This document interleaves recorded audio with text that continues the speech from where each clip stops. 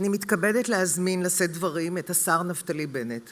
השר נפתלי בנט הוא יושב ראש מפלגת הבית היהודי, מכהן כשר החינוך ושר התפוצות וחבר בקבינט המדיני-ביטחוני. השר בנט מכהן כחבר בכנסת ישראל מאז שנת 2013 ובממשלה הקודמת כיהן כשר הכלכלה, השר לשירותי דת ושר ירושלים והתפוצות. במהלך שירותו הצבאי היה השר בנט לוחם ומפקד בסיירת מטכ"ל וביחידת מגלן, ובעת תחילת הקריירה הפוליטית שלו היה יזם הייטק, הקים את חברת סיוטה שעשתה אקזיט ב$145 מיליון.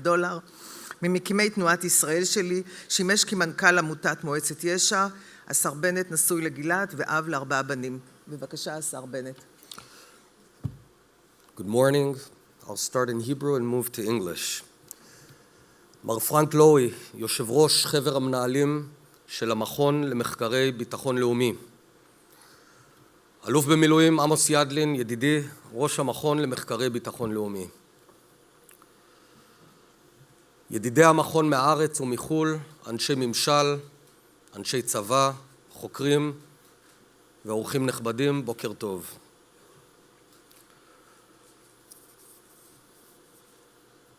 אני מברך על ההחלטה לפרסם את דוח צוק איתן.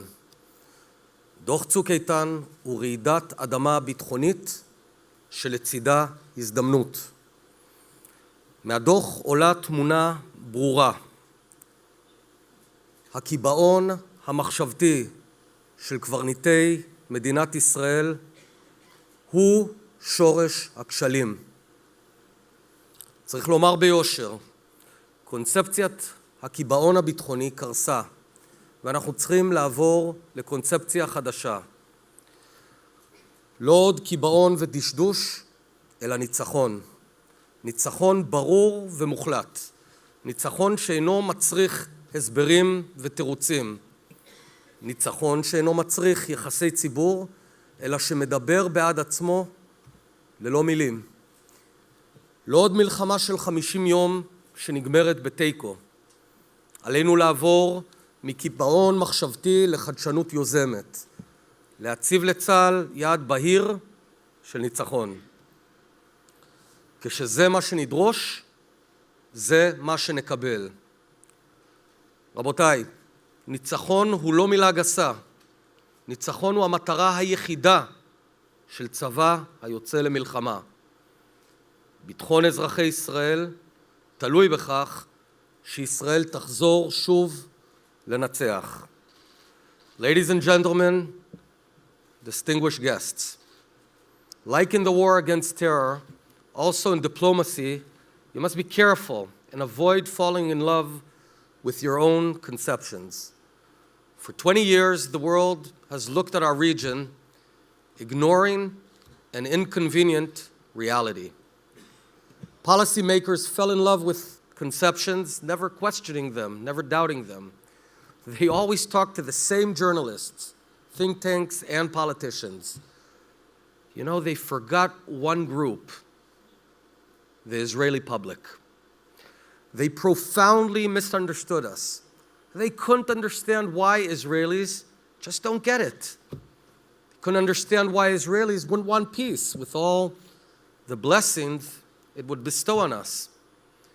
They promised they would guarantee our security if only we would concede our land.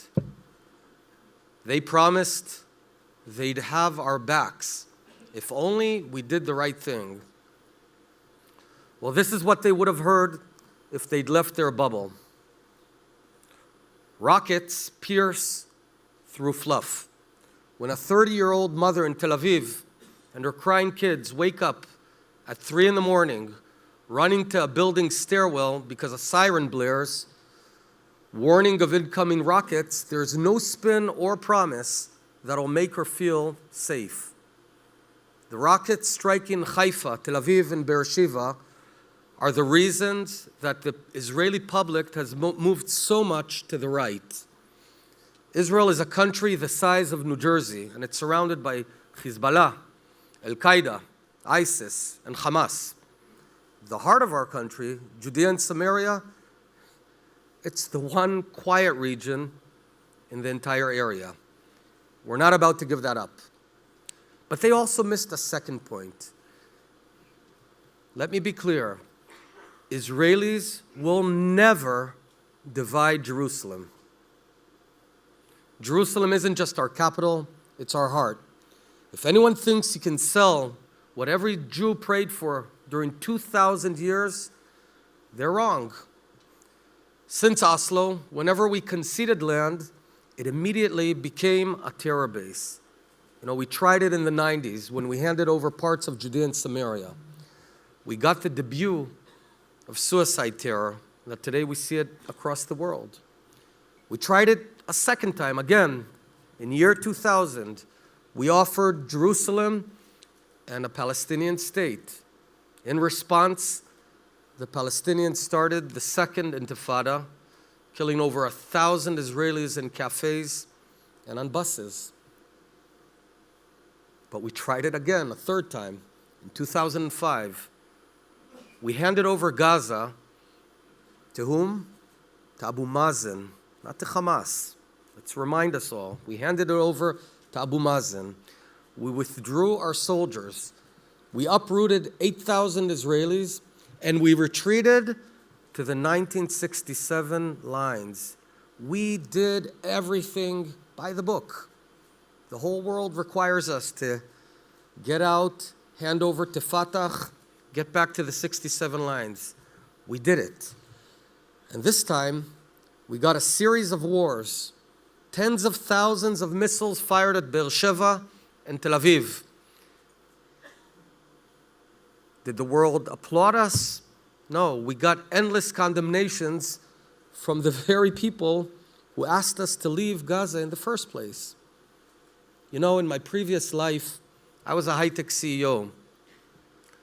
One of my managers in my company came over to me and said, listen, I tried a program, it failed. But you know what? I tried the exact same thing again, and it failed again.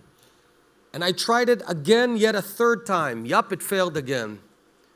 Well, I'd say to him, you're fired. It's clear a second Palestinian state beyond the one in Gaza just isn't going to happen.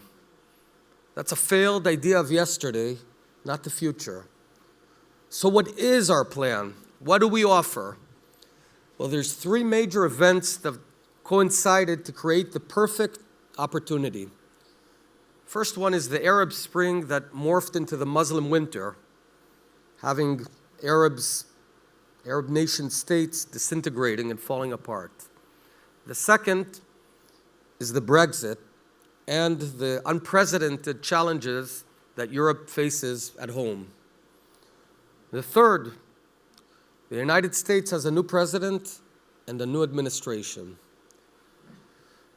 For the first time in 50 years, Israel needs to determine its own fate. No alibis. It's ours to decide. We have to ask ourselves, what do we want? We're at a juncture, and we have to choose what's right for Israel. So there's two main options when the dust settles. Israeli sovereignty, as in my plan on Area C, or a Palestinian state. Let me be clear. My goal is to help Jewish, Christian, and Muslim children, all people. Oslo was supposed to achieve that through a Palestinian state. It failed. My sovereignty plan has 5 points. It'll improve the lives of Israelis and Palestinians, and it can start today. It's imperfect. No plan's perfect. But it's realistic, and it'll make life better for everyone right now. First point, Palestine exists. There's 4 requirements for statehoods to define a state: a population, a defined territory, an effective government capable of using force, and the capacity to enter into relations with other states. Gaza has all 4. It's got a population, it's got a recognizable border, has a government more than capable of using force, has relations with other states. Granted, it's a terror state. It terrorizes its own population and attacks Israeli schools and hospitals using rocks, rockets, and attack tunnels. But it's there. This leads to a second point. Apply Israeli law in Area C, the Israeli-controlled areas. We're not talking about annexing the land because one can only annex something foreign. It's the land of Israel, which has belonged to the Jews for thousands of years. In Area C, there's over 450,000 Israelis that live there. There is also some 80,000 Arabs living in Area C. They'd be offered Israeli citizenship or residency. It's up to them. For almost 50 years, a question mark has hovered over the heads of those living in Area C, Jews and Arabs alike. Let's remove that question mark. Area C is Israel. Demographically, it's a tiny dent. 80,000 people added to our population is 1% of Israel's population. So I'm not among the scaremongers of that demographic threat. I'd also say one more thing. For the first time in Israel's history, Arab fertility rates and Jewish fertility rates are equal. Back in the 50s, an Arab mother had roughly 8 children. A Jewish mother had 2.2. Now we're at roughly 3.0, both of them. The third point, an autonomy on steroids in areas A and B, the rest of the area, the areas that the Palestinians controlled. The rest of Judea and Samaria will be a Palestinian autonomy. The PA will change from Palestinian Authority to Palestinian autonomy. Yes, it is less than a state. A state manages its taxes, postal service, hospitals. It holds elections, has a flag, and provides education. The Palestinian autonomy will do all of this and much more, but it's less than a state. There's 2 things it won't do. Firstly, it will not allow millions of descendants of Palestinian refugees from 48 to enter because they'd end up marching towards Haifa and Tel Aviv. Let me be clear. A Palestinian state would flood Israel with refugees. Second, the PA will not have an army. Now, some, like my previous speaker, like the Prime Minister, talk about a demilitarized state. And it sounds sort of similar, right? Autonomy on steroids, demilitarized state. No, there's all the difference in the world. We talked about the influx of refugees, but the second one, the Achilles heel for such a solution is that there is no such thing as a watertight agreement. History is fraught with watertight programs that failed. I'll give you an example. Article 9 from Japan's constitution. It explicitly states that Japan will not maintain armed forces with war potential. So what? The Japanese Navy is one of the strongest in the world. So are they no longer a state? They are. They're a state that violates one of its commitments. By the way, every country in the world is violating one commitment or another. Another example, of course, is the building of an army in pre-World War II Germany. When a demilitarized state wants to militarize, it will. You can't unstate a state just like you can't unboil a hard-boiled egg. A state that violates a commitment remains a state. So the Palestinians, therefore, based on my approach, will have less than a state, but they'll have strong autonomy. The fourth point, a Marshall Plan for Judea and Samaria. Developing Judea and Samaria will improve the lives of everyone living there. It'll reduce violence and build coexistence. This is what we need to do. Drastically increase the number of entry points from the PA to Israel and the number of work permits for Palestinians. Why in heaven's sake, should a Palestinian worker wake up at 3 in the morning in Shechem to get to work in Israel at 7 in the morning? If we had more entry points, they'd wake up at 5:30 or 6 to start work. Turn Route 60, the main artery, into an actual highway. The infrastructure is so lousy, and make no mistake, Arabs and Jews use the same roads and will continue using the same roads, and it works. Build a Palestinian land port in Jenin. Establish a free tourism zone.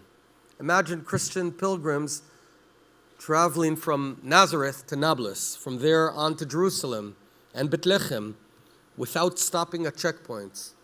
Imagine the jobs a revamped tourism industry could create. These actions and many others would give everyone a better life. And the final fifth point, build a coalition of moderates. A strong Palestinian autonomy is not only an Israeli and Palestinian interest, but also that of other Arab countries. There's two great threats to the region and the world. One is an Iranian-led Shiite crescent gaining traction in Iraq, Syria, and Lebanon, and working towards achieving nuclear capabilities. The second and smaller one is ISIS-inspired terror, using social networks to amplify its horrific actions. In the past, the Israeli-Palestinian conflict was viewed as the source of regional instability. With the rise of ISIS in Iran, nobody buys that claim anymore. Turmoil in Yemen, Iraq, Libya, or Syria have nothing to do with us. Quite the contrary. Israel is not part of the problem, it's part of the solution. I want you to know, Israel's intelligence is saving lives daily, right now, near and far. Israel's anti-terrorism experience is valued all across the world. There's not a week that goes by without ministers around the world coming to learn from us. Israel's stability in a turbulent neighborhood is an asset to our allies. And I'll tell you, the Arab states share our security concerns. They understand that Israel isn't the problem. We need to cooperate with those fighting terror. We need to extend our hand to those countries and leaders with whom peace is possible. I served in the IDF as a soldier, as an officer, platoon and company commander. I saw violence. I lost friends. Make no mistake, we fight out of necessity, not choice. Every day I pray my children and their friends, I'm education minister of over 2 million kids, that these children won't have to fight. For them, for their sake, we need to abandon the suicidal path towards a second Palestinian state. It's time to challenge our assumptions, examine the alternatives. It's time to move forward. Thank you very much. Toda rabah.